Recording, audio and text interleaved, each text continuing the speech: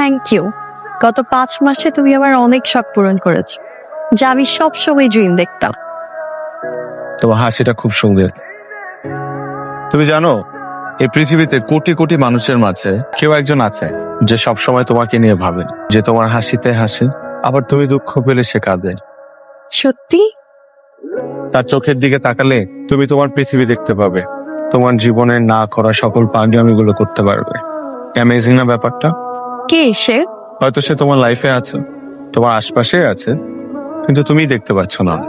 হয়তো বা সে তোমার লাইফে এখন আসেনি।